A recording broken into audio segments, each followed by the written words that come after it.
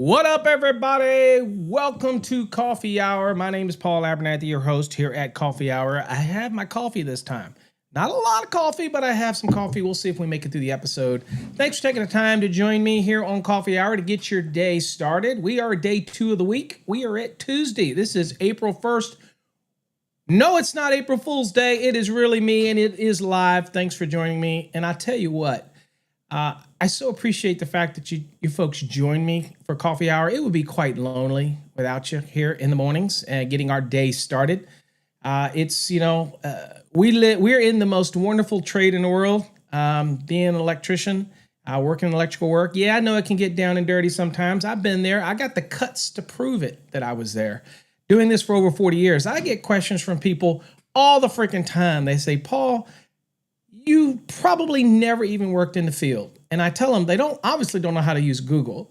But at the end of the day, I'm pretty much an open book. Most of the people know that I started in business with my brother at AA Electric. I went on to win the National VICA contest. I then started the business with my brother, AA Electric, in Charlottesville, Virginia. Still in business. My brother still runs it. It didn't take long before me and my brother realized that we had different visions. So I branched out, moved my business over to Harrisonburg, Virginia, started electrical service specialist, grew that business up, and started teaching. Then I started consulting for Eaton Cutler Hammer, and then I created the ECCN program with them and helped them develop that ECCN program. Maybe you didn't know that. And I started traveling around the country, teaching more and more, and realized I loved teaching the code and that I had a knack for it. So at that point, I went on and decided to open up consulting and engineering consulting business, and did that, and still was traveling around the country. Then decided to take a gig that was offered to me by a building official at the city of Richmond as their chief electrical examiner and inspector. And then I end up being the engineer for the city and overseeing the plan review as well as inspections and all the teaching and education and interpretation for electrical. And then that CBO left me high and dry in a couple of years.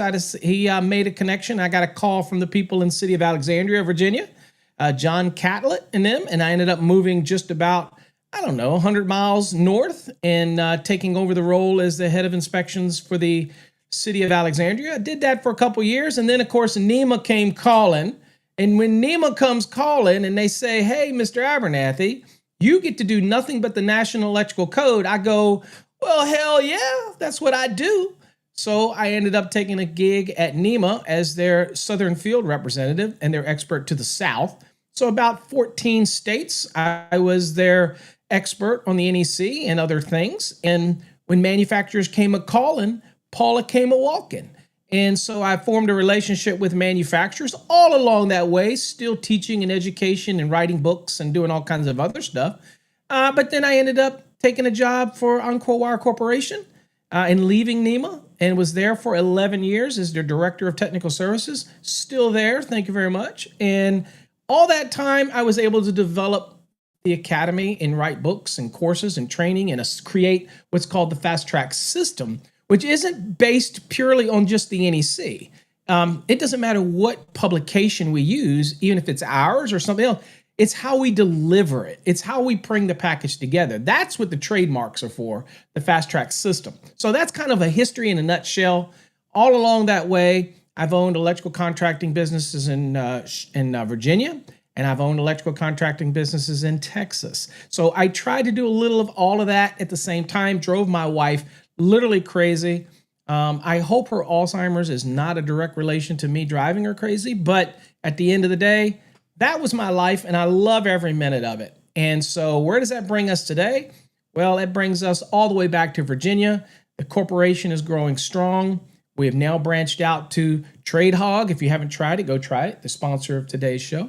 And we have Fast Tracks Tube, and we have so many other things, and we're so excited about it. And one of the things, it allows me to do coffee hour and be able to get with you every morning for an hour or more, and teach you some code, talk code, answer some questions.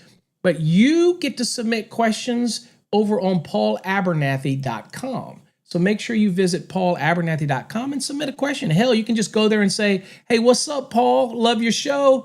If you want to come and say, Paul, your show sucks, that's up to you too. If you want to live in that kind of world, that's the world you want to live in, then all I got to say to you is you, okay? All right. Anyway, thanks for joining me on today's episode. I love to live vicariously through all of the folks that join us here in the morning. If you're new to the show, let me know who you are, where you're from. Tell me a little bit about yourself. Maybe you're a master, a journeyman, or maybe you're just learning in the trade. And if you're a regular, I love you, appreciate you. And if you're a Fast Track student, you've supported us, whether you purchased a subscription or any of our programs, we thank you very much, because that's what keeps us going. That's what we roll back into the company, allows us to get better cameras, better lighting. And that's why this studio that we're in now in Virginia was a direct relation to all of you folks' support. We have a separate podcast area, separate video studio. We're just very blessed. And again, we couldn't do it without you folks. All right. So I live vicariously through you. Let's go over, look at the chats. Let's talk to some of our peeps and see what we got going on. Adam, good morning. All is well, my friend. I cannot complain. God is good. Been very blessed. And, any challenges that we run through in life, we just steamroll over them and move on. What's up, Paul? Down in Houston. Thanks for joining us, Paul. Love to have you here. Thanks for joining us. Okay, hashtag win. We don't really have a hashtag win today because we're in a bit of a break while we get together the contest results and do all the drawings. So in fairness, we're not doing a drawing this week because we're really focused on getting this one tied up before we start another one, which will go until June 30th, which happens to be my birthday. Woo, woo, woo, woo. So anyway, but we'll start that next week, but we will get the show in order to show the winners and all that stuff. We're working on that. Jeff is actually taking care of a lot of that for me. So we'll get you. So you don't need to put the hashtag win, but you know what? We're creatures of habit. So if you want to throw the hashtag win in there, do it. If you want to hashtag feed the hog, go for it. Just do not put hashtag Beatbox Friday in there. I'm just saying, don't do that. All right. Eric, what's up? Thanks for joining me all the way out in California. It is early in California, so that's some dedication right there, baby. That's what I'm talking about. Terrence, my brother from another mother, up here in D.C., Maryland, and Virginia area. We are going to get together at some point, my friend. I owe you some coffee, and we can chew the fat. Love to meet you. You're so close. We got to do it. We got to make it happen. Angel, I am doing great, my friend. I hope you're doing great as well. Thanks for joining me this morning. We're going to have a good show. We're going to do part 2, and we're going to be talking about basics again, because that's what this week's all about, is getting back to basics, right? All right, let's see here. Christopher is in the house. Good morning, Christopher. Glad to have you here. Let's see. What does Adam say? Mac Daddy is in the house. Wiggy, wiggy. What? Wiggy, wiggy, what? All right. Enough of that. All right, let's see here. Alex is in the house. What's up? Good morning. Doing that shout out as I'm in the Forest of Lanterns. That's my background today. I'm in the Forest of Lanterns, okay? This is where Nikola Tesla and Edison and all that wander, in the Forest of Lanterns. That's what I'm saying. And while they're there, they're arguing which is better, AC or DC. We know who won that, although something's making a resurgence, right? Everybody's into this DC thing. And I was like, boy, Edison was DC before DC was cool. I'm just saying.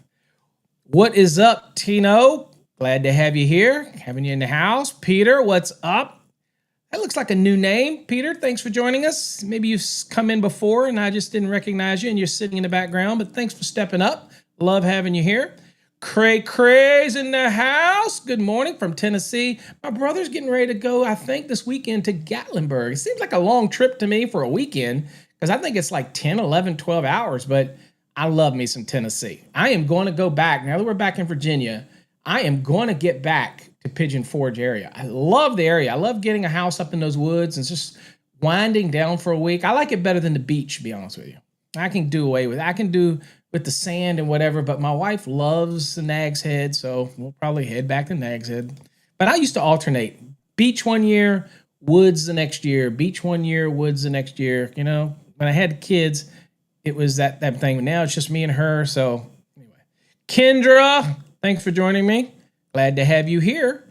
Frank's in the house. It's almost Friday. Well, almost. We ain't got to hump day yet, but we're getting there. So what's up, Rob? Over on the tube. So obviously the tube is working. And he is part of the alumni. There you go.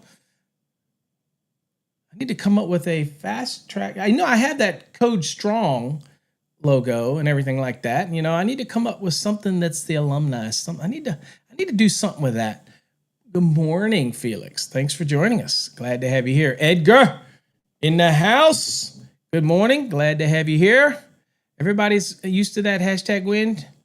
Charlie says, if you keep it going, here you go. Look, he says, if you keep it going, Paul will probably open up the wheel of goodness. It's a possibility, Charlie. I mean, I wouldn't put anything past me. You know, I'm just saying. Thank you, my friend. Glad to have you here. Adrian's in the house. Adrian, thanks for joining us this morning. Angel, good morning from Texas. Hope everything's great in Texas. We had a lot of rain last night. It rained like a dickens here. And I assume it all came from Texas because when I was in Texas, we got none of it. Once I leave, they'll probably get all kinds of rain. What's up, David? Thanks for joining us. Manny's in the house with his bright green Code Nerd hoodie on. That's what I'm talking about right there. That probably drives Jay crazy. I'm just saying. Let's see here. Joseph, good morning from up in New Jersey. Glad to have you here, Joseph. Wow, look at everybody. Manny's hitting that beatbox hashtag. No, not going to happen, Manny. Rob, what's up? Love the flag. There you go. Good morning, everybody. He is in the house. Beans. Good morning. South Texas is up in the house. Thanks for joining us. Edward. Edward's in the house. Good morning. Glad to have you here, Edward. Erie. And if I get somebody's name wrong, I apologize. Oh, he's over on Fast Tracks too. There you go. Fast Track student, Erie. Absolutely.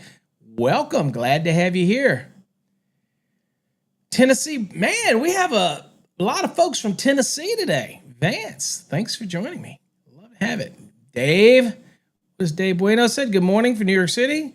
Private sector employee now. Work for, there you go. Glad to see I'm not the only one.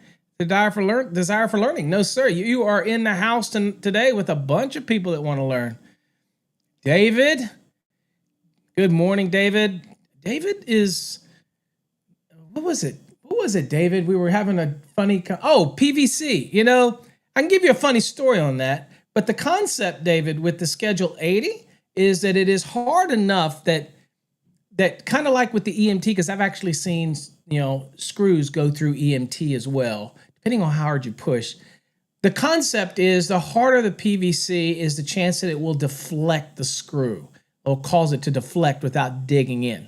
I'm just saying that's their theory behind that. But again, if somebody's intended to drive a screw through anything, you could probably drive a shit through EMT too. I'm just saying, but yep, that was their concept. But good morning. Thanks for having me here. Mike. Good morning, Mike. You know what? As I realize as this show grows and everybody gets involved, it's allowed to take half the show to shout out to everybody.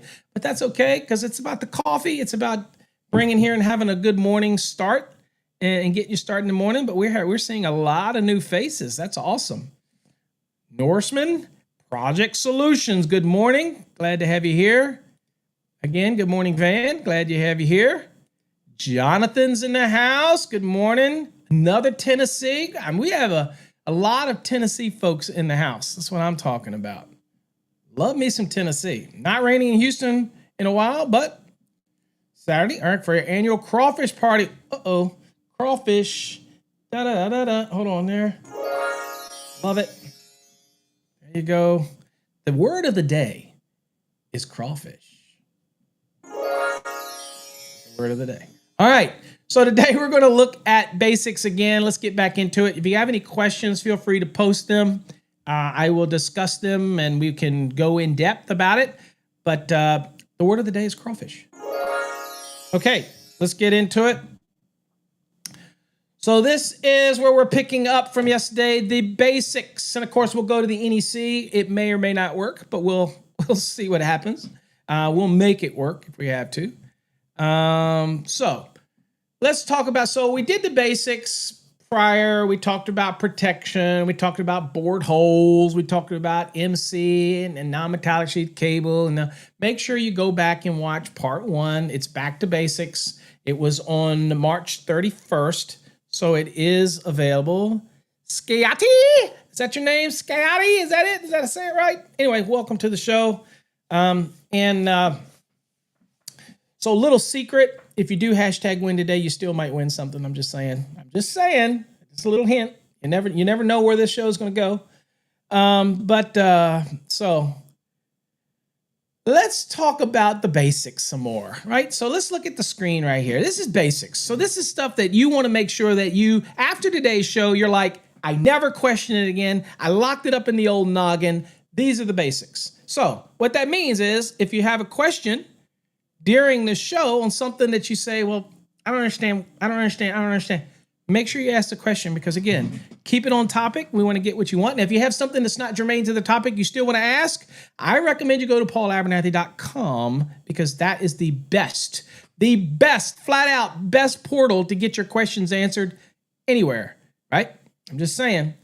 All right, so let's talk about securing cables. So I look at the first one. And again, as you'll notice, as always, we give you code references so that you can flip that code book open and go look at it yourself. Use that ballistic training that we talk about. Read it, then go to the code. That's how we do it in our Fast Tracks program. If you're interested in the Fast Tracks program, URL is underneath the logo up there. fasttracksystem.com. Anybody that's in our course that wants to give a testimonial, feel free to do so. Don't be a hater, okay? But you know what I'm saying? Is do this here. And again, it's we make sure that we give you code references to everything we tell you so that you can go look it up. And that's how you're supposed to learn the code. You go from the code book into the course, back into the code book, into the course, back and forth, back and forth, back and forth. Use the illustrations to be a little helper for you and that type of thing. That's the whole concept of learning the code. It's not magical. It's not a mystery to learning code. If somebody tells you they can teach you the code on a weekend crash course, they're full of crap. Okay, I will do this. I'll do a.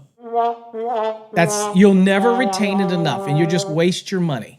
Okay, so the best way to learn is the long haul. Give yourself at least 3 months to focus. If you can give yourself more than that, that's great. But focus, and really just be focused on it, and that type of thing. So, yeah, that's the best thing I can tell you is put the effort in. All right. So that's why you want these chevrons or these code references. Okay. First thing, generally all cables must be secured to the box, cabinet, etc.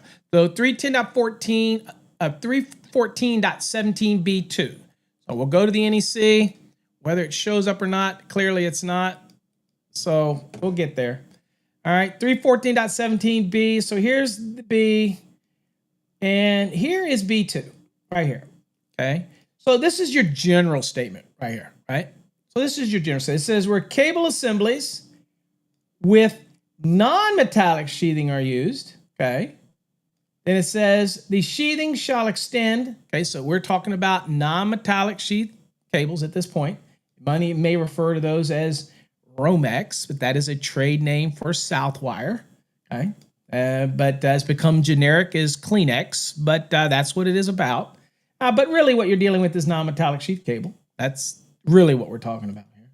It says the sheathing shall extend not less than 1/4 of an inch inside the box. Okay. Now, see this in gray or kind of tan? So let me make sure I make this real quick because I always have to do this. I am out of the 2023 edition of the NEC, so we'll be using the 2023. It may be slightly different in your 2020 or your 2017. So when you see grayed out areas or tanned out areas, then that should immediately tell you that this is a change from the previous edition. So as you go through these different coffee hours and you watch different presentations that I do and all this kind of stuff, and you know that we're using the latest edition because I really can't go over the 2023, 2020, and 2017. It's too much. So we always go to the latest edition. When you see those areas that are tanned out, as a good code person, as a person that's learning the code and studying the code, whether it's for exam or just maybe you're the head of your company or the owner or the lead electrician or just learning, that's how I like to tell people when you get a new code book, let those highlighted areas that are changes be areas for learning. In other words, stop for a second, look at it, go to your old code book or the previous edition and see what changed, and then come back and look at. That's a learning. That's how I learn. Okay. So take those opportunities. It's not a sprint. It's a marathon. Take your time. Code is something you're going to learn for life. Don't try to think that, you know what, Paul, I'm a doer. I don't need to worry about code. I get those people all the time who say, oh, code doesn't matter to me. I don't care. I do the same thing over and over again. It's such a shame to go through life that way. Learn. Learn as much as you can. I mean, this is our profession. Become experts so that you don't go on all these social medias and start saying things that are full of crap because it is filled with crap. I'm just saying. All right, let's go back. Okay, I'm not calling no names. I'm just saying. All right. So anyway, there's your general statement. Now, you'll also notice that it says and. Now, y'all know the power of and, right? It's either or and. And when it says and, it needs to be 1/4 of an inch of that non-metallic sheath in the box. And by the way, non-metallic sheaths applies to more than just NM, okay, non-metallic sheath cable. That's a big difference. When you see down here, it says non-metallic sheath cable, and here it says cable assembly with a non-metallic sheathing. that is also, and this is what blows people's freaking mind, is they look for things in writing, right? It's those subtle words that make you better at the code. That non-metallic sheathing also applies to SE cable. Did you know that? Okay. But when you get down to the exception, which we will look at, you'll notice that it's specific about non-metallic sheathed cable. Subtleties, folks. Subtleties are what make you better in the code. I'm just saying. All right, so we'll go back. All right, so here it's also saying that now, this is all yellowed out here. It also says that you have to have a 1/4 inch inside the box and a 1/4 inch beyond the end of any cable clamp, except where covered in 300.15c. The wiring method shall be secured to the box or conduit body. Now you're saying, okay, so this is the general rule that says that all cables, okay, entering that are the non-metallic sheath style have to be connected to the box, okay? Okay. Now, one thing you will notice is that this is a period right here, okay? So it says, except as covered in 300.15c, it says the wiring method shall be secured to the box or conduit body, okay? So one of the things that people lose sight of this is this first part is talking about non-metallic products. And then this second part is very generic. So it's the same thing with an MC cable, okay? It has to be secured to the box, right? All right, makes sense? Now, we do get an exception right here. And this exception says, where a non-metallic sheet cable is used with a single gang nail-up box, okay? Now, we're talking a single old box, 20, 18, 20. What's up, Simplex Sims? Alabama in the house. Hold on. Gotta have that music. Fast Tracks alumni right there. So I need to come up with something for the alumni. I do. I gotta come up with something. I mean, you have to remember now we have over 10,000, maybe closer to 12,000 students in and out of our programs through the years, and it's that's actually as many as some small universities. I mean, I'm just saying, and we have a lot of alumni, that type of thing. I got to come up with something. I gotta come up with something because we are very thankful. But anyway, what was I talking about? I have ADD. Oh, nail-up boxes. So 18 cubic inch, 20 cubic inch, 22 cubic inch, Carlon, Cantex. I can't think of the names, the different colors, different Apex. I can remember. And nail-up boxes. Okay, so they're going to measure 4 inches. Okay, by 2 1/4.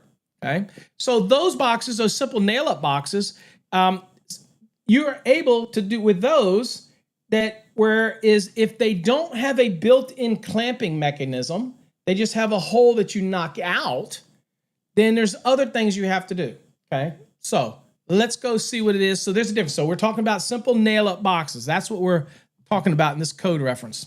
Okay, so it says where a non-metallic sheath cable is used with a single gang nail-up, not larger than the nominal 2 1/4 by 4, mounted in walls or the ceiling, and where the cable is fastened within 18 inches of the box measured along the sheathing. Okay, so this is measured along the sheathing. So you're actually measuring the sheathing. It's not directly up the stud. It's along the sheathing. So watch out for your loops, folks. Okay, so box is measured along the sheath and where the sheath extends through a cable knockout, not less than 1/4 inch. Securing the cable to the box shall not be required. Okay, multiple cable entries shall be permitted in a single cable knockout opening. All right, I don't know if there's any. There you go, right there. There you go, right there. So if these knockouts right here just totally knock out, and I've seen a lot of these where you just punch it out. Okay. An electrician just takes their end of their side cutters and just, boom, they knock the whole freaking thing out.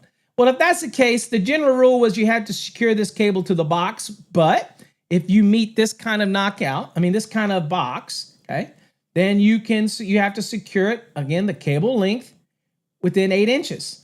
And if that's the case within 8 inches, then you don't need the cable connected to the box, right? However, if you have a clamp or a clamping mechanism that's built into the box, then you can go up to 12 inches before you have to have the first staple or securement, strap, or whatever you have. Okay, does it make sense? All right, and we get those securing rules from the actual securing dot 30 of the specific article. In this case, non-metallic sheet cable would have been 334. If it was MC cable, it would be 330. And we're going to look at all that in a second. But just wanted to kind of give you the context of what we're talking about. All right. And you guys do this all the time anyway, so you know that I'm just giving you old news, right? But y'all know how to do that. Okay, now, there you go. So that is that. Okay, so that's the general requirement. Now, MC cable. A lot of people ask about MC cable. Securing requirements. This is quite interesting. Where MC cable must be supported and secured at intervals not exceeding 6 feet, right? So that's the interval. So we look at 330.30b, okay? It'll tell you that MC cable needs to be supported and secured every 6 feet, whereas AC cable would be every 4.5 feet. Non-metallic sheet cable is every 4.5 feet. Where do you get all this? Well, it's in the dot 30 of the specific article. That's your securing and supporting section, okay, of that article. So whether you're in 334.30 is going to give you those requirements. Or if you're in for AC cable, it's 320.30. If you're in MC cable, it's 330.30. I'm going to give you all of those rules. But here's something that maybe people didn't know, right? Is look at right here. This one. Type MC cables containing no more than 4 conductors, size 10 AWG or smaller, must be secured within 12 inches of every box, cabinet, fitting, etc. So that's what it says in 334. But you know what? If I have an MC cable with more than 4, okay, or the sizes are larger than 10, then guess what? A lot of people get this confused. You can actually go all the way up to 6 feet before you put your first securement. It's only where the cables are not more than 4 in the cable and the sizes are 10 and smaller that you have to secure it within 12 inches. If I have more than 4 and the sizes are larger than 10, then I can put my first securement at 6 feet if I want, or anywhere in between there, as long as it's clamped to the box, right? And you have a fitting, a listed fitting, okay? So again, I could do that. Now, a lot of people get confused by that. They're thinking it's always 12 inches. No, it's very specific. Okay, so let's go look at that 330.30b just to kind of see the wording, because we like to do that as we learn. Got any questions? Feel free to put them down in the comments. So we're looking at 330. So B, here's securing. Okay, and this is the general rules. And it gets down here. It says, unless otherwise permitted by the code, cables shall be secured at intervals not exceeding 6 feet. Cables containing 4 or fewer conductors, size no larger than 10, shall be secured within 12 inches of every box, cabinet, fitting, or other cable termination. There you go. There you go. Now, here's another one that people don't know about. Okay, I run into this every day. What if I'm going to be running cables vertically? Is it still every 6 feet? Now, vertically, straight up and down. In vertical installations, listed cables, and all cables, especially since we're talking MC cables, are all going to be listed. Okay. So listed cables with ungrounded conductors of 250 kc mil and larger shall be permitted, not required. You could do it every 6 feet if you want. Okay. Shall be permitted to be secured at intervals not exceeding 10 feet. Right. Right. So why is that even important? You're thinking, well, if you're running up and you think about the floors, typically the spacing of the floors, you have drop ceiling and everything. So if you're running them in a chase or something like that, it might be more accessible to expand that out to every 10 feet if you're running 250 kc mil, okay, and larger. That thing, like a 500 kc mil. We sell a lot of 500 kc mil MCs, and so you could go vertically up to 10 feet between securements. Okay. A little tip about larger MC. Larger MC is basically like a raceway. It's not a raceway. It's a cable. Never confuse the two. I like people always want to confuse raceways and call cables raceways. They are not. They are a cable assembly. But the conductors inside of it act very similar as the conductors would in a raceway. So the bigger the MC, do you have a probability of conductor slippage? Yeah, you can. Now, there's special cables that are designed so that the conductors inside don't slip.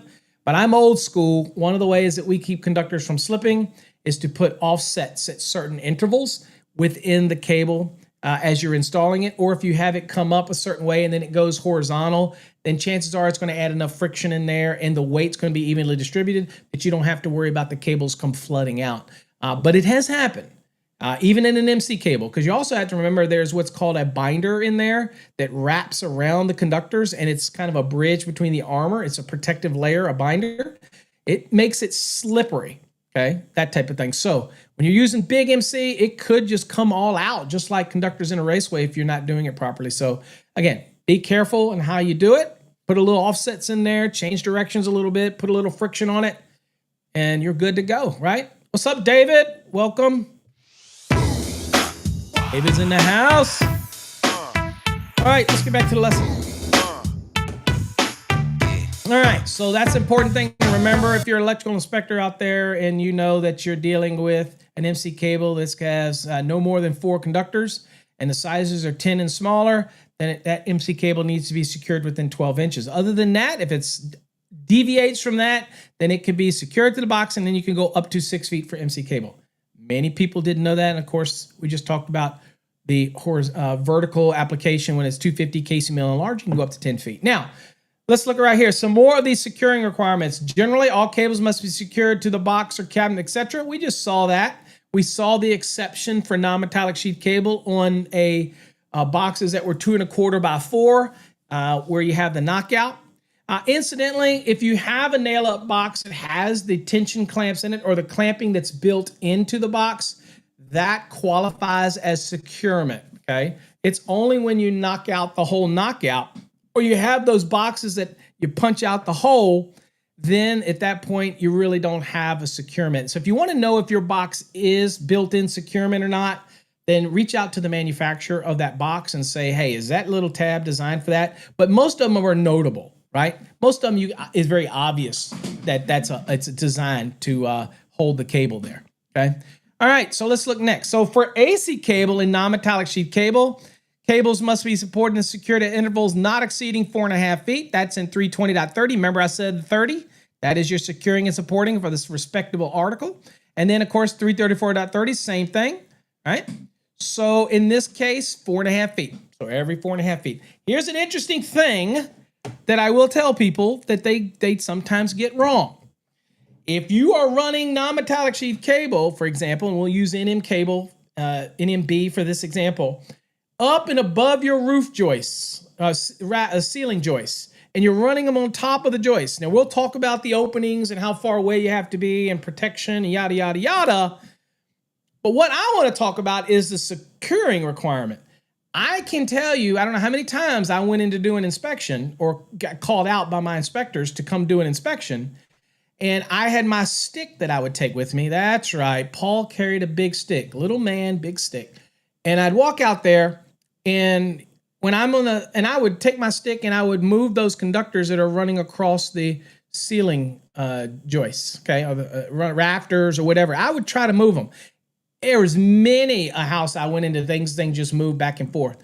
And people would say, wait a minute, but they're supported, Paul. I don't need to secure them. Yes, you do. You still need to secure them every 4.5 feet, even though they're running across the top of the joists. I'm just saying. Now, we have other rules you got to follow, and we'll look at those type of things, but they still have to be secured. Okay, so again, I don't know, a lot of people, actually, the last house that I came back to Virginia and Texas, I went out there and it was rampant. I mean, it was every house that I'd go in that would get called to look at, I would move those cables above the ceiling there and they would just in the attic space and those things would never secure down. I would have to tell them, dude, you got to come back and secure. They say, Paul, why does it matter? Really doesn't matter. I mean, we're going to insulate. Nobody's going in the roof. And I'm like, code is code. Again, I'm not here to argue the semantics of it to people, especially on a job site. Fact of the matter is, the code is the code. It says they have to be secured. So get your butt up there and secure them. I'm just saying. Maybe they forgot. I don't know. But anyway, that's the code. So again, if you're putting and running them over top of ceilings, they must be secured. Okay? Let's see. Hey, Adam. You just finished this chapter? Sweet. There you go. All right, next here. Yep, it does say support and secure. So the moment they go, well, it's supported, right? I'd say, what about that securing thing? Did we forget about it? I'm looking at them and I go, what, did you forget about it? Okay. And I'm usually nice about it. I remember on jobs where that was the case, I said, well, dude, I'm going to look at other things here. So you still got time. Go grab you your staples and get your butt up there. Get your helper up there. Get somebody up there. And I'll look at it before I leave. Yeah, I was a nice inspector until you did stuff wrong. And then I was not so nice. But, there you go. You carry a piece of PEX to do it. There you go. It's easier. I had a stick. Because it was all the joke about Paul and his big stick, little man, big stick. And it's kind of funny because I think I was loved so much on my job sites that every time I would come on a job site, everybody would look, here comes Punta. So I'm thinking maybe that's a good thing. I don't know. I don't know Spanish. Okay. Is Punta good? Because that's what I got called a lot. I don't know. Is that a good thing? I don't know. I got to Google that. Anyway. Where was I at? Okay, so let's see here. All right, more. Let's get back to the... All right, so type AC and non-metallic sheet cable must be secured within 12 inches of every box and cabinet. Again, 320.30b and 334.30. We did see down here this exception. And again, you see over here. So this one is your non-metallic sheet cable. Okay, so if we got a clamp here, I can go up to 12 inches. There you go. Thanks for coming, Eugene. Glad to have you here. Is that what it means, Charlie? Does that mean very smart man? Well, it's a good thing I don't know Spanish because I'd probably say otherwise. Because the way they looked at me when they called me that didn't look like they were calling me a smart man, but it's all good. They either fixed it or, All right. So does it mean punta? Does it mean point? Okay, good. All right, then maybe I was the point guy. I don't know. I'm not going to Google it. All right. So here is your AC cable within 12 inches. Then you can go up to 4.5 feet, right? And then here, same thing for a non-metallic within 12 inches. And then you can go up to 4.5 feet for your securement, right? And then, of course, if you have those boxes we talked about under this exception, that's 2.25 by 4. And you have a total knocked out hole, means nothing's there to secure anything, then you have to secure it within 8 inches as measured along the sheathing. Okay, gotcha. Right, there you go. Is it? I don't know. That's what I translated. I thought they called me punta, whatever it was. Anyway, they just didn't look happy. I don't know why. I don't know what it was. All right. Okay. Now, discuss the similarities and differences in the requirements. Again, right here, as you can see, this is AC cable, 4.5 feet between securement, NM, 4.5 feet. Both of those are in .30 of their respective articles. Here you see, again, securing. These have clamps, so securing, you can go up to 12 inches away, that type of scenario. And over here, you can see, again, where we're using a 2.25 by 4 inch box with no knockout. It's just an opening. Then, and also the code says I can have more than one cable in there, all right? And it has to be secured within 8 inches, measured along the sheathing, okay? MC cable, again, secured to the box, can go up to 12 inches, and then can go up to 6 feet between them. If it is more than 4 conductors and it is not 10 gauge, right? Yeah, Felix, it usually came after I issued them a rejection notice. So I'm kind of thinking they didn't call me a smart man when I gave them a rejection notice. But anyway, I was educational in the process. So hopefully they learned something. But yeah. All right. So otherwise, you go within 12 inches and then you can go up to 6 feet. But if you're doing a larger MC, or you have more than 4 conductors, or the conductors are larger than 10, then you can go up to 6 feet. Makes sense? All right. All right. So what about cables passing through framing members? Man, I get this one a lot. I see a lot of pictures on the internet about this. So look at here. So cables running horizontally or diagonally, depending on how you drill your holes. Again, I had a certain way I drilled my holes. I had a Milwaukee with the extension on it. And if I laid that thing on my leg at a certain height and I grabbed that extension, man, I could make those holes just perfectly level all across there. And again, I know it's getting covered up, but I care about what it looks like, and I cared about it. And I used to tell people as an inspector, if your work looks really good and I get used to your work looking really sweet, not overboard. There's a guy on TikTok who's Illuminati or something. He spends I don't have the time to spend 4 hours cutting in a panel. Okay. You got to get it done. And it looks nice, but this guy turns them into a work of art. I don't have that kind of patience, right? But it doesn't take an awful lot to make sure everything is level and nice and neat, and you turn everything and look good, okay? Just take a little bit of extra effort, right? But anyway, here we're talking about right here. So cables running horizontally or diagonally are considered supported and secured. 32 millimeters. Yep. Manny's got that. Well, 1.25 inches translates to 32 millimeters. I hope we never go to that system. Keep it where we're at. Keep it where we're at. Let's keep inches. Keep inches, Manny. All right. I had an engineer the other day who's from the overseas, and he says, why don't we go back to that system, the metric system? And I'm like, no. I find that too confusing. What's up, Nick? Thanks for joining us. Beto, I see you in here. All right, so this is considered supported and secured, right? Now, once it comes out and goes down and runs parallel with the framing member, then the same normal securing and supporting rules have to apply. Here, obviously within 12 inches, right? That type of scenario, all right? Now, notice this right here, not acceptable. Okay, so the moment that it came out of here, it now is not running what? Horizontally or diagonally through a framing member. It's now turning and running over here. It should come over to the box where it gets a strap and then turn around and come down into the box. So I see a lot of this. This issue here is this is when it's considered secured and supported. The moment that it leaves this framing member and has to go vertically in one way or another, then it is no longer being secured and supported by being run horizontal. It now changes, and you're still required here to have it, okay? Type of thing. Just saying. I see this all the time, all right? So this should come over to here, get a strap, and come down into it. Not to mention, this is still, regardless of the argument, this is like 14 inches anyway. So that'd be wrong anyway, right? That's a no-brainer. So that's a double whammy on that one scenario right there. Let's see here.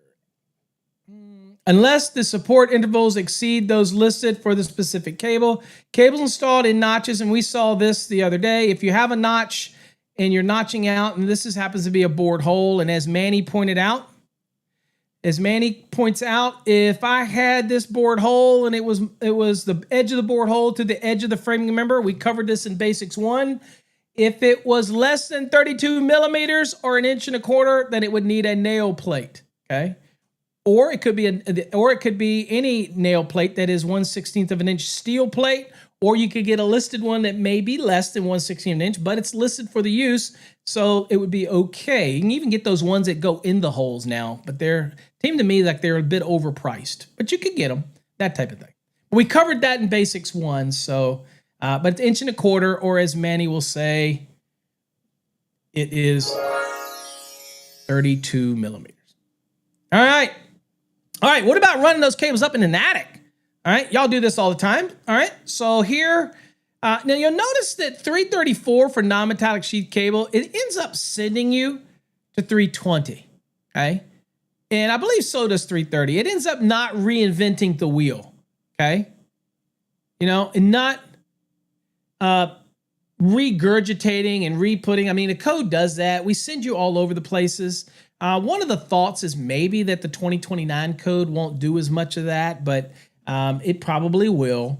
But let's look at this. So here's an attic. This is just a crawl space. You guys are going to run your cables all around the crawl space. Remember, it's residential week. So attics and roof spaces not accessible by permanent ladders or stairs. So this is just a scuttle hole, we call it. Required protection only within 6 feet of the nearest edge of the scuttle hole or attic entrance. Okay, so here you see it kind of goes out in all directions from this scuttle hole. Okay, so if you ran any cables around in here, then you're going to have to protect it. Okay, right? So that's type of thing. We'll look at the code really quickly. And it says protection is required for cables located within 6 feet, measured both vertically and horizontally of the attic entrance. Here's something that people don't realize, and I guarantee you, David and all those inspectors out there see this all the time. People think it's just a horizontal plane. No, it is basically like putting a cover over it. It's 6 feet in all directions, right? So even if I have some cables running up this joist right here, I have to worry about protecting it. Okay, that type of thing. So let's go look at 320. Let's start our journey at 334.23 real quick. All right, so let's see here. So let's just start our journey because all roads are going to lead back to where we have to be. So let's see, 334.23, accessible attic. Okay, so here we go right here. Notice it's very short, very sweet. Ends up sending you over here. And it means that everything under 320.23 is applicable to non-metallic sheath cable, even though when you go there, we're going to be talking about AC cable. Okay, so it's still applicable. That's how it works, right? So it says the installation of cable in accessible attics or roof spaces shall comply with 320.23. We'll click on it. We'll get a pop-up here. That way we don't have to leave. It's a beautiful thing. Now, notice it says AC cable, but you just substitute the fact that this is AC cable because if we're talking about non-metallic sheath cable, guess what? It's now talking about non-metallic sheath cable, okay? Makes sense, right? So it says cable run across the top of framing members, right? So it says where cables run across the top of framing members or across the flat of rafters and studded within 7 feet of the floor or horizontal spaces, it says the cable shall be protected by guard strips that are at least as high as the cable. Now, that could be simply maybe a 2x4 that is run, and you're running the cable beside it so that you'd have to hit the 2x4 before you actually hit the cable, okay? That type of thing. That type of scenario. That might be what you run as a guard strip, right? And they have to be at least as high as the cable. And it says, now where this space is not accessible by permanent installed stairs or ladders, protection shall be only required within 6 feet of the nearest edge. So that's the one we just looked at. This one right here, okay? We didn't look the one here, okay? This one, right? So this is 7 feet in the floor. Cable shall be protected by guard strips, right? And then this is the one that talks about if it's not accessible, if it's only, if this space is not accessible by permanent stairs, then we get a little bit of a reduction down to 6 feet. Okay, all that good stuff. Now, let's see. They don't give me any pictures, right? They just talk about this type of thing, right? It's kind of a little extra commentary, but that's about all it gives for that. All right, so let's go on to the next one. Okay, and let's look at this. How about with those cables that are installed parallel to framing members in that space? All right, well, got some rules about that too. It says where the cable is installed parallel, that's running same direction as the framing member, okay? If it's running parallel on the sides of the rafters, studs, ceilings, or floor joists, neither guard strips nor running boards shall be required. And the installation shall comply with 300.4D. So what does that tell you? Remember yesterday? So this says, look, if I'm running them in the attics, let's just say I run the joists, right? And I'm running them parallel with the joist, as long as I stay 1.25 inches away from the edge of the joist, then it's okay. I don't have to put any guard strips, that type of thing. It only comes into play when I'm running it up on the actual surface of the board, or I'm running it on the surface of the rafters, all those type of things. Then I have to put some kind of guard strip, something that's going to protect it, that type of thing, okay? If I'm running parallel with the framing member, which is what, I'm gonna be honest with you, any type of attic that's gonna have any type of storage around it, you as an electrician, don't get lazy, okay? Try to route your stuff away from this 6 feet zone, right? Or 7 feet if it's a pull down ladder, and think about the future of the customer, whether they're going to whether it's the rafters may not be designed for storage. And so that makes it, it's just, if it's just accessible, you'd think it has some kind of supporting component. But just be cognizant of that when you're running your cables around these access holes, these scuttles. And again, it does change if it's a pull down ladder or permanent provisions versus if it's just a scuttle hole, that type of thing. Okay. All right, where are we at? Let's get back. Let's get back here. Get back on track here. Okay, so this is one we just talked about, and this just paraphrases it, right? So let's see here. So attics with permanent stairs or ladders. So 6 feet, all encompassing when it comes to attics that are scuttle holes. No requirements for guard strips required if you're running parallel with framing members or rafters. So keep it up in the framing member and keep it 1.25 inches away from the edge. You're good to go. Got to follow all the rules of 300.4, which we talked about yesterday. And so now what about the stairs? Permanent access. Okay. It says if cables are installed across the face, okay, so across the face of rafters or studding, they shall be located within and they are located within 7 feet of the floor. In attics or roof spaces that are accessible, the cable must be protected by guard strips that are at least as high as the cable. All right, so let's see here in our picture.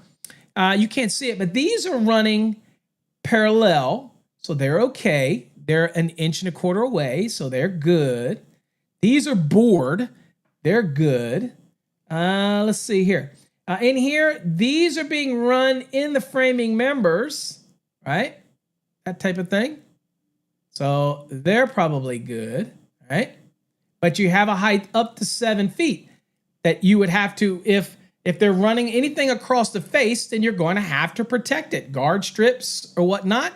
In this scenario right here, I don't know why the hell you do that. If this is all open like this, then you're just going to drill you some holes. If it's open on the back side, you're probably just going to wrap it around the back side, since this is maybe some attic space over here. As long as you still remember you have to secure it every 4.5 feet, all right, then it's not going to be out where it could be damaged, okay? There we go. So, let's see here. All right. Hulyaja Kayo, I pronounced your name. This is Coffee Hour. We do it every morning live from 8 till 9 a.m. Sometimes I run over, like I probably will today. But we do the replay every day at 5 p.m. Eastern Time if you want to catch a replay. All right? Now, cables installed parallel to the sides of rafter studs and floor joists does not require guard strips like you see right here. Okay? Right? But they still must comply with 300.4D. That means that they have to be 1.25 inches from the edge of the framing member. Basically, just do your due diligence and run them down the center. Get me? You got me? All right. Makes sense. All right, bending radius.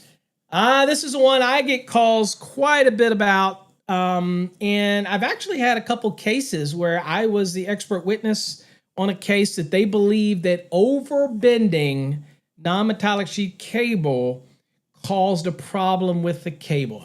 I can't say that's 100%, but it in their mind, it was very much an issue for them, that type of thing. So anyway, let's talk about it. So AC cable, if you still use AC cable, we make AC cable. It's very popular. It does not need an equipment ground inside of it. It already uses the armor as an equipment ground. That's how it differs from MC cable. The standard MC cable, the armor can't be used as an equipment ground unless, of course, it's the corrugated or smooth type of MC, which is way more rarer than the interlocked, which is probably what you buy every day, okay, that type of thing. So an interlocked MC, the armor can't be used as an equipment ground, whereas the AC, it can be. Okay, that's a difference in the two products. The AC cable is the original labor saver, if you will, because if you have a box that's metal and you run an AC cable and you use a properly listed fitting, then the AC cable bonds to the box and there's no need to bond the buy. It's already done when you make that listed fitting connection, okay? That saves a lot of labor because you don't have to make all those terminations up, right? Use a self-grounding receptacle, wham, bam, thank you, ma'am, okay? At the end of the day, that was the big labor saver. Then we came up with MC, which is UL 1569 in case you wanted. This is UL 4, so it's a much earlier standard, that type of thing. And this metal non-metallic sheath cable is UL 719, okay? It's been around a while, okay? That type of thing, but the numbering doesn't say a whole lot because, I mean, MC cable, non-metallic sheath cable has been around quite a bit. Originally, it did not have an equipment ground. And then it got a undersized or smaller equipment ground until finally it got what we would call a full-size equipment ground as people started understanding how important grounding and bonding is, that type of scenario. Anyway, okay. All right, so bending radiuses. MC cable, AC cable, be careful. You bend it too tight, you will do what we call blowout. And you will blow out the back side of the convolution. It doesn't take a lot. So the ratio here is bending radius is at least 5 times the diameter of the cable. That comes straight out of the code. Remember, .24, that's your bending radiuses for most of your cable assemblies. Now, when we think about radius, y'all know how it works, right? You have a circle, okay? So you have circumference, you have diameter, and then the radius is the center out. So it's the pivot point, okay? So of this circle right here, this would be, as you see my mouse, this would be the circumference, this would be the diameter, and then from the center point out is the radius, and that's your pivot point. Okay, so it's basically like bending a cable around a coffee can, or around a baseball, or a softball, okay? Or a, don't say golf ball, because then that'd be too tight of a bend, and it wouldn't maintain the bending radius. So this radius, what you do is you go to the manufacturer, they will publish the diameter of their cable assembly. You simply do that, multiply that by 5, and that is your maximum radius, okay? So basically, that radius is like what? That radius times 2, okay? What do you mean, Richard? This is morning. We are live, brother. This is the morning coffee hour. We are live. This isn't a recording. This is live. All right. So basically, it's like bending around. So taking the diameter of something, cutting it in half. And so if I had to do let's say 8 inches was the diameter, then half of that is 4 inches. So basically, if I had to maintain a radius of 4 inches, it would be like bending it around a diameter that would be 8 inches. Okay, the radius is out 4 inches. Okay, so it's half the length out, and that is your radius. Okay, and you're not going to damage the cable. All right, so this is why people love to do these right angles, right? NM cable, I see this all the time. They go boom, boom, right angles. It's probably not, okay? Don't say Uncle Paul told you that it wouldn't hurt anything. I'm just saying don't want that, because it'd be like,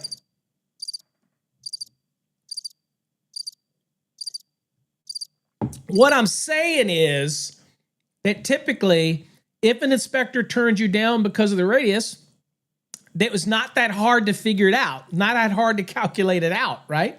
And so these curves actually are more applicable to an installation than trying to be all neat and right angles and all that stuff. So if you be harping on somebody because their non-metallic sheath cable comes up and turns a little bit, then that's okay, right?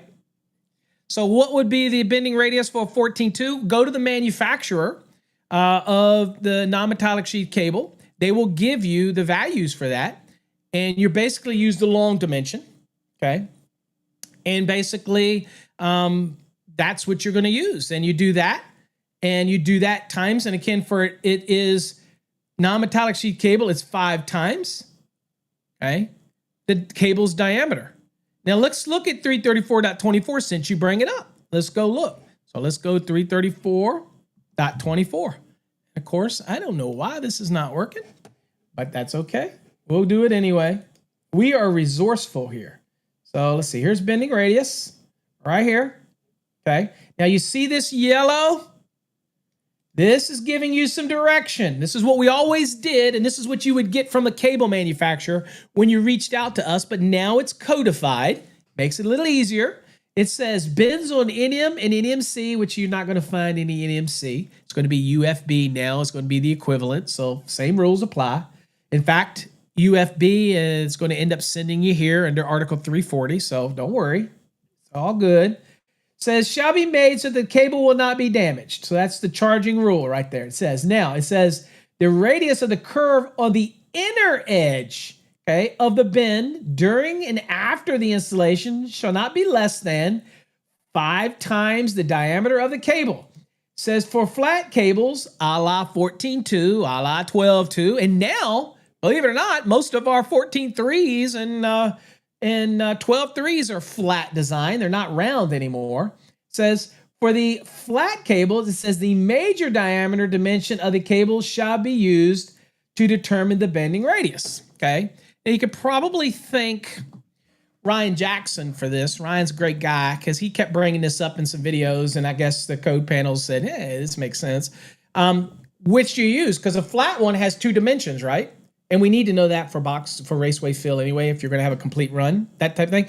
So you got the long dimension and you got the short dimension. So all manufacturers provide that. And I will show you that. Let me try to show you that. Why not? And you know what, folks? I want you to make sure that you do get used to using manufacturers. We are here to help. Okay, believe it or not, manufacturers are here to help. So here's Encore Wire's website right here. So let's just see here. Let me see if I can do this without it not showing up. I don't know that this will work or not, but let me try it. So what you do is you go to your product specs for any manufacturer, doesn't matter, and you go down and here you go. So here is non-metallic sheath cable right here, okay? So you click on the specs. Now I'm going to click view detail down here, and you get some more information. You get a little media video, yada, yada, yada. Every manufacturer is the same, so relax. Click on specification and it'll drop it up. Now let me share this screen. So here you go. So here's your specification, folks. Now, check it out right here. Outside diameter. Right there, folks. So you see all these right here that have the 2 dimensions? That's a short dimension and a long dimension. Okay? There you go. Short dimension, long dimension. And when you get down into these are typical of the rounder type of cables. It's just giving you the diameter itself, right? Okay. So, hey, does that make sense? There you go. And every manufacturer will give you this. Well, if all else fails, all you got to do is reach out to the manufacturer. But when we're talking dimensions, guys, this is what we're talking about. This is the flat dimension. This is the long dimension. And this part is the short dimension. Makes sense? There you go. Beautiful picture, isn't it? Y'all love these cut sheets? All right, who do you think made these cut sheets or helped make them? You got it. That's right. And it also has all the standards up here, blah, blah, blah. And here's that new color system, you know, basically pink, black, you know, yellow, blue, all that good stuff. Anyway, enough of that. All right, you get it. Enough promotion for Encore Wire, folks. I'm just saying. Is it a bad word in Spanish? You know what? I knew they didn't love me. I'm just saying. But they still got the red ticket. So, all right, anyway, so that's how you do it. So MC cable, same thing. This one's 7 times. So again, that's how you do the measurement. Don't be trying to bend it so tightly, okay? All right, now, for example, outside of MC cable, let's say that if it's a 1/2 inch, right? And then the radius will be measured of 3.5. So 0.5. That's our metric. You can divide 1 into 2. That's going to get you to 0.5 if you want to convert things into decimals, which you folks know I like to do. I like to do that. So I always tell you, if you didn't know that, you just go 1 divided by 2, and that gives you the 0.5. Okay, in case you didn't know how to do that. If you don't, go watch our math video. I'm just saying. Don't be hating. All right, so 0.5 times 7, 3.5. So the maximum radius is to maintain is 3.5. So 3.5 times 2 is a 7. So it's basically a 7-inch diameter ball put right here in the middle. Right here. Right there.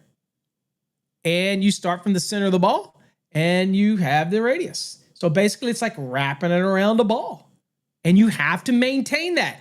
If it's tighter than that, then you run the risk of blowing out the convolution on the back. Here's another interesting thing that I will tell you, since we're right here and we love talking about these basics. We got it all week.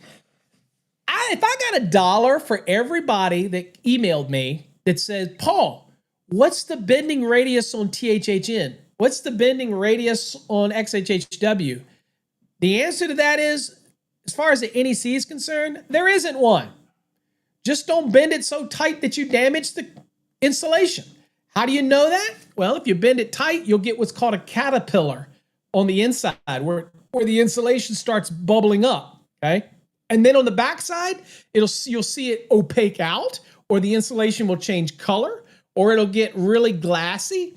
Then that is where you have overbent it. Now, does that mean it's still going to work? Yeah. Does that mean if it ever fails and I'm a manufacturer and I get called out there forensically, I'm going to look at it and say, oops, you damaged the conductor. And guess who gets out of all potential lawsuits? Me, the manufacturer, because we tell you not to damage the conductor, and in our opinion, you damaged it because the NEC does not give bending radius guidelines. Now, if it's over 1,000 volts, then the NEC gives you guidelines, bending radius requirements in the code. But if it's under 1,000 volts, there isn't. And be honest with you, it'd be hard to give you any guidance on that, because when you bring those conductors from cables, let's say, into a box, even like a switch box, device box, whatnot, even with whether it's NM cable or MC, you know you guys cram all that stuff back into the back of the box anyway when you put the device in there. So again, it is very forgiving. So we don't want to set precedent for giving bending radiuses for smaller conductors and things like that in boxes when they're very forgiving. It's only when you get to the big stuff that is harder to bend and it is less forgiving, that type of thing. I'm just saying, just don't damage the conductors. Other than that, we're not going to be too harsh on you. You know what? Crawfish, word of the day. Crawfish, word of the day. And because of that, crawfish, Paul gets to spin the wheel. I didn't tell y'all that was coming up.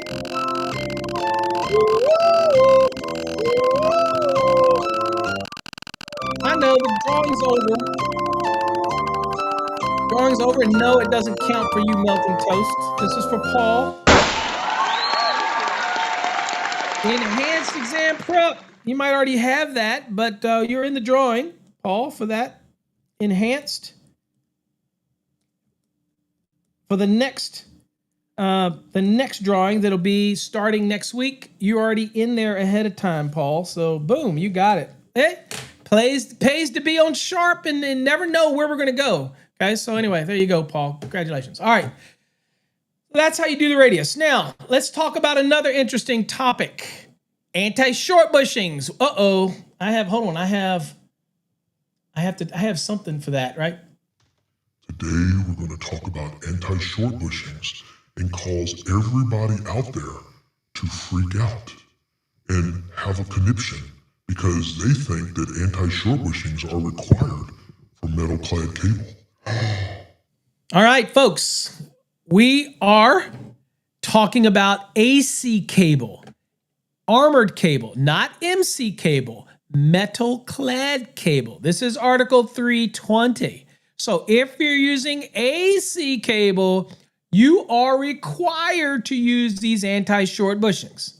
Now, if I have $1 for everybody that says, I use them anyway on MC because it's going to damage my conductors, before I yell out and say you're full of crap, okay, I'm going to tell you that the history is that the fittings designed for MC cable are designed with a throat that the conductors, if cut properly, the MC's cut right, and you put the fitting on it, that it can't come in contact with the sharp edges because of how the fitting's designed. That's why the anti-short bushings are not required for MC cable. But they are required for AC cable because the standard's been around longer, and the fittings sometimes can be as simple as a clamp and not so sophisticated as an MC fitting. However, you can get fittings that will cover both. Okay, so you can get an MC fitting that is listed for use with AC cable, as well as MC cable, and even MCI-A, which is the smart ground products, or even healthcare facility type applications where the fitting is evaluated to carry fault current, equipment ground current, just like the armor for those special MC products. Whereas y'all know normal MC, you can't use the armor for that anyway. You still got to bond it, but you don't use the armor as an effective ground fault current path, right? That's why we have an equipment ground inside of MC cable. But AC cable, you can use the armor. Also, the AC cable's requirements in UL4 has a paper that separates between the armor and the individual conductors. So typically you're going to slide this anti-short bushing in between that, so it's up against the armor. But that is required for AC cable. Now, if you use it for MC cable, that's okay too if you want. If it makes you feel better, you don't want to lose sleep at night, you feel better, go for it. It's a good practice if you want to do that. Now, you might say, well, if it's not required for MC cable, Paul, how come the manufacturers give you some? Well, I work for a manufacturer. I did cause us to reduce ours down, not give as many away. But the reason for this is that when we sell MC and AC cable, we know there's a vast majority of people that may not know the difference. And you may have never used AC cable. But you always got these little bags of anti-short bushings, and you're thinking, well, I'm supposed to use them, right?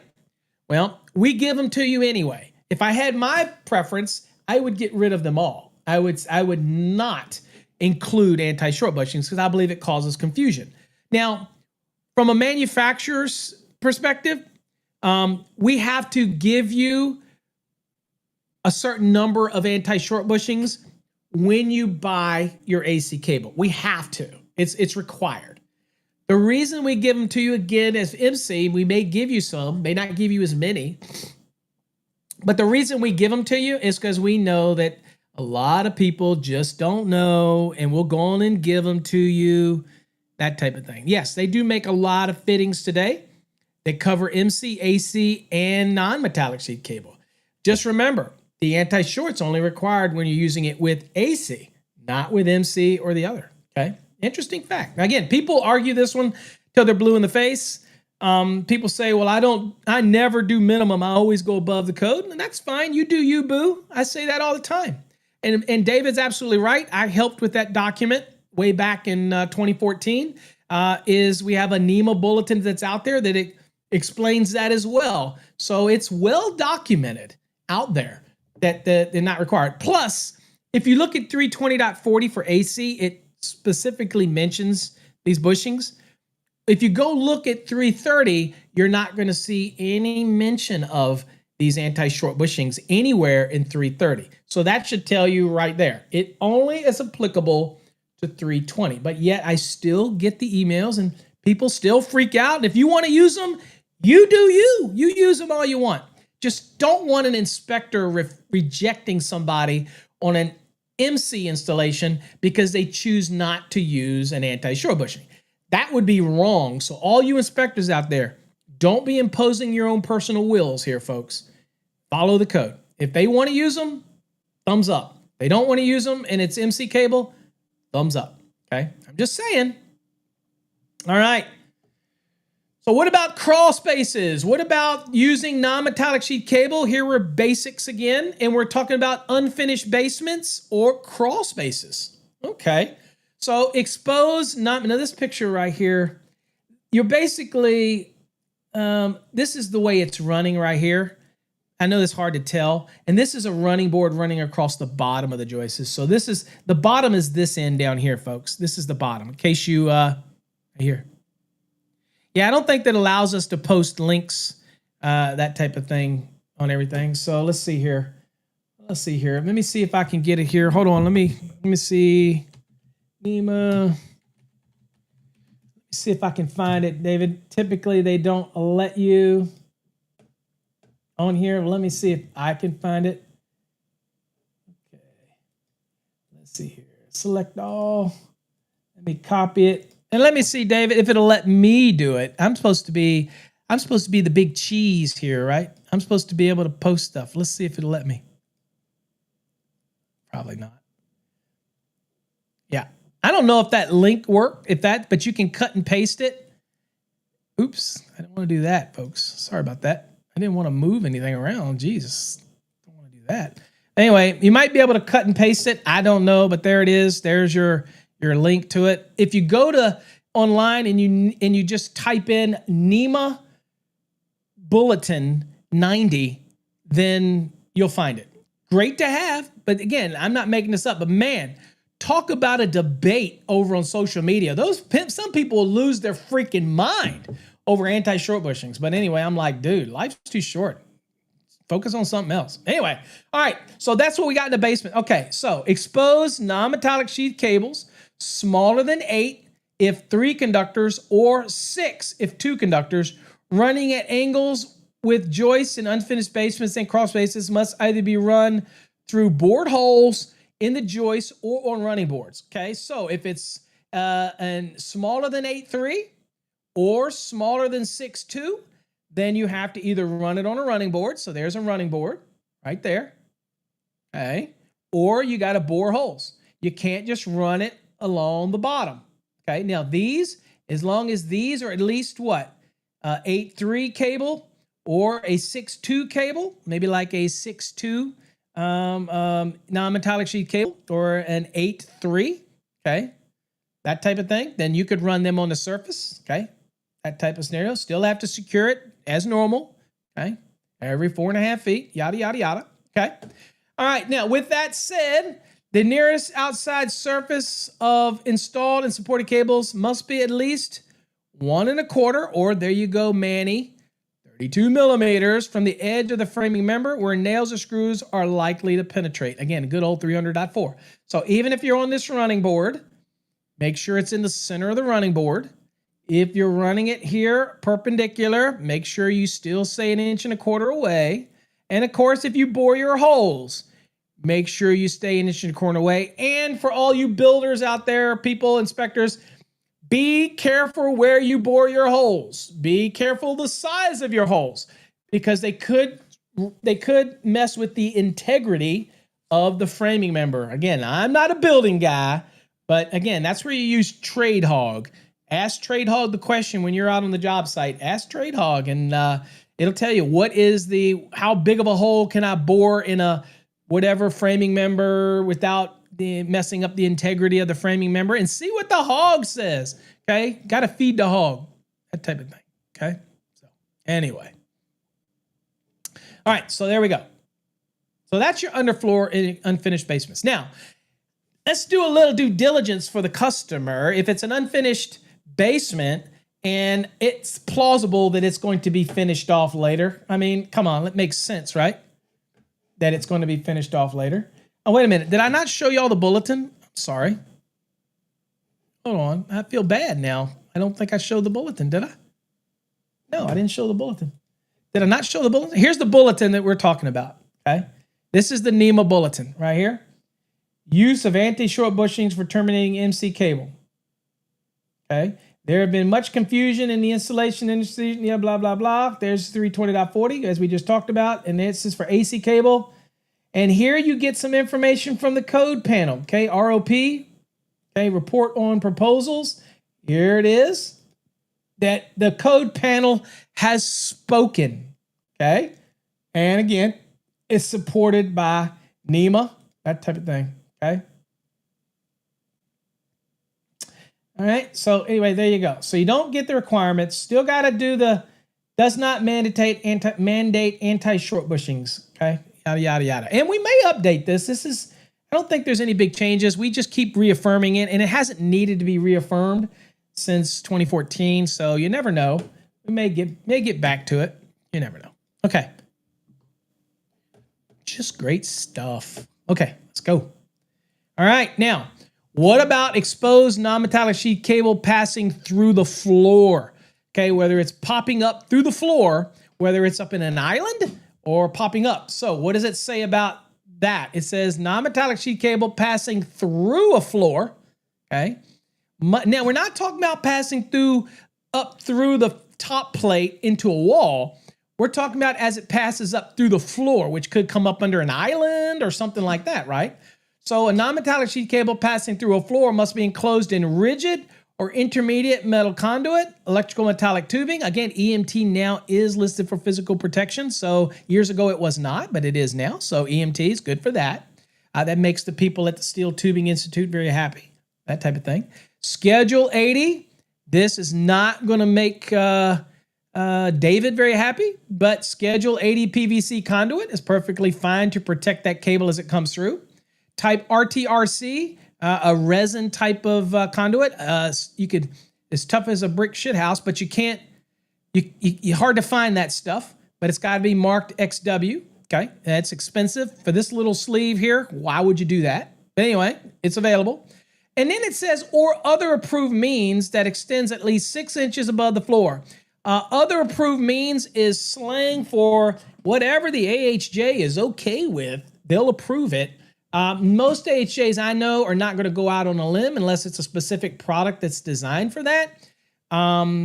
Or it's coming in a piece of equipment like a cabinet that's fixed cabinet coming in the bottom, which they interpret as really that's approved protection because there's the only way to hurt that is if you damage the cabinet or you damage it. So if it's in a space that's protected and it's secured cabinet like an island, then they might say, you know what, that's okay. I'm fine. That, you know, it's up to the AHJ.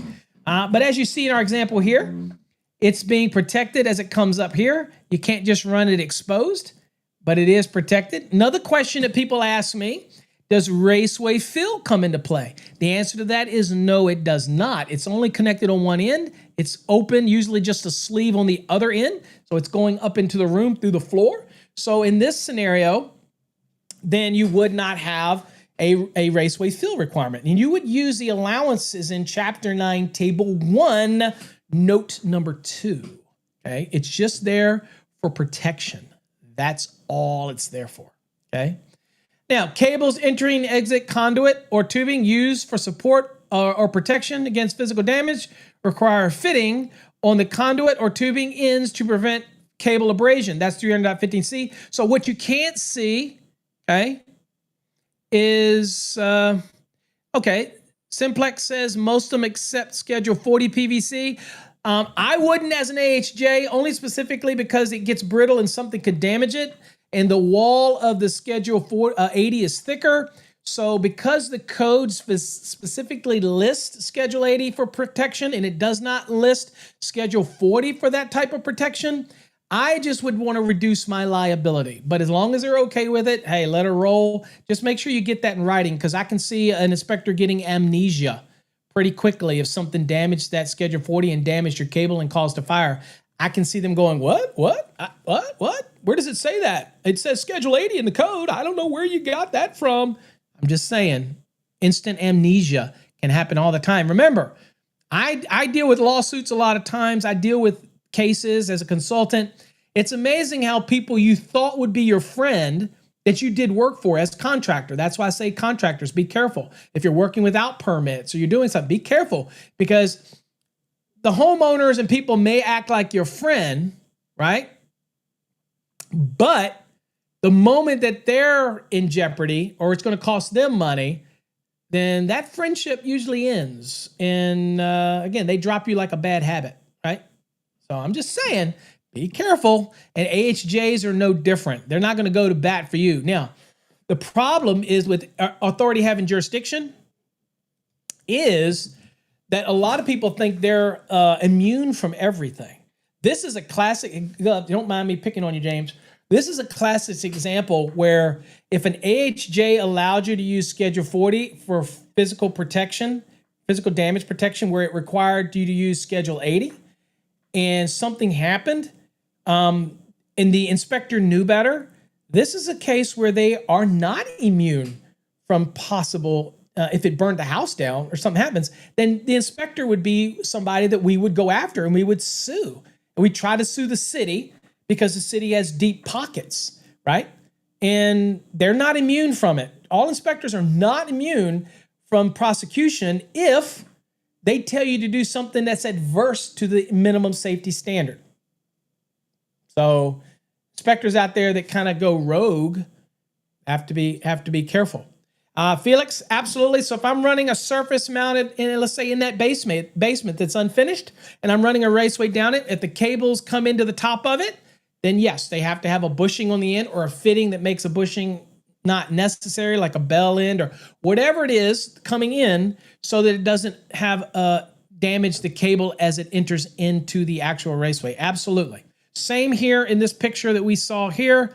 If it's running underneath it, then it's probably got a fitting on this end, that type of thing. But it doesn't have a box, because if this had a box down here, then it's complete system between this box and this box.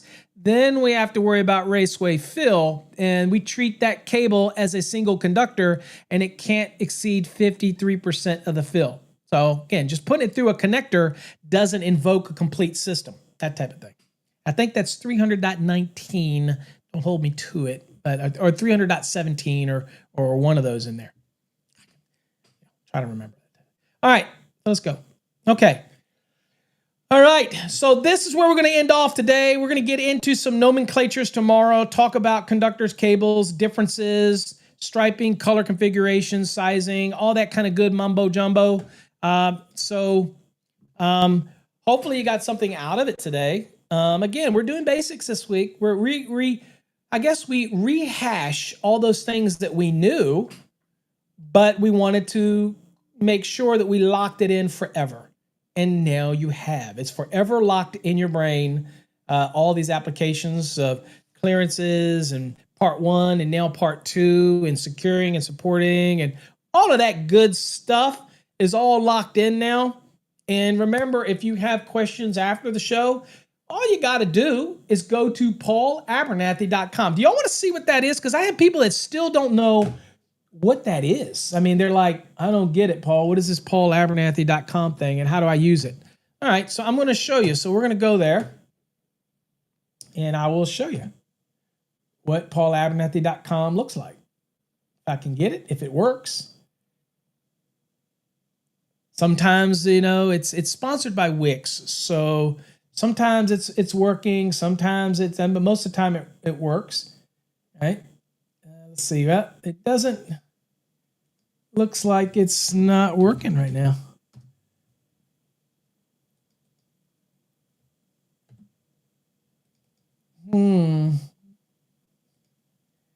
Interesting. Well, that sucks. Might have to go get it fixed. I might have to fix it. Oh, no, there it is. Okay, sorry. Must have been it. So go to www.paulabernathy.com and I will show you what that looks like. All right, so come over here. We're going to share this. So this is what it looks like, sponsored by Wix. Just go to www.paulabernathy.com. There you go. And you just put your name, email, type your question here. If you want to say thank you and donate, there's a donate button down here. We appreciate all your patronage right here. But you just type your question in and click submit. If you want to listen to all of the Let's Ask Paul podcast directly from here, you can just click listen now. And it'll take you to the podcast player. And you can scroll through all these episodes. Right? You click on this little thing right here. You can see a little bit about what the episode's about. Right? There you go. Okay, so this is a free service. Love these podcasts. You never know what topic I'm going to talk about on there. Okay, you just click the player button, whatever one you want, or click down here, whatever. It's all free. Doesn't cost you anything. When you have a question, you can go right back here to ask your question. Click on it. Right here, name, email, and type your question right here. And as detailed as you want. And I'd love you to be very detailed. And then just click submit. Dude, it's free. You can't get any easier than that, guys. How am I not trying to help you folks? You know what I'm saying? I'm just saying. Okay. Now, Rob had a question, and I'll answer this one. Okay. Because this happens to be a product that I am the patent holder of. It says, Rob says, now let me get back to the questions here for Rob. Rob says, if I had an MC cable with 12.2 with ground plus I had low voltage wires for dimming, does that change the securing link to no? So it's the power conductors. Most of those products, though, that you're going to have of the 0 to 10, which is a patent of mine, it's called MC LED, but its real name is MC PCS. we're talking power conductors. Now, realize it doesn't matter because it says 10, okay? So 10 and smaller, okay? So those are going to be smaller. So it doesn't change anything. It's basically larger than 10 that you're going to be, or more than 4 conductors, you're going to be kicking it in, right? So it has to be the and. So in our case, you're not going to be able to change. You're still going to have to secure that because they're going to be conductors that are going to be 10 and smaller in that. And since you're using 12, that's what you get. So you're going to be securing it within 12 inches, okay? Make sense? Okay. And that is one of my patents, folks. Okay, that's what me and Tesla have in common. Other than going crazy, he had patents. I have patents. He is much smarter than me, or was much smarter than me.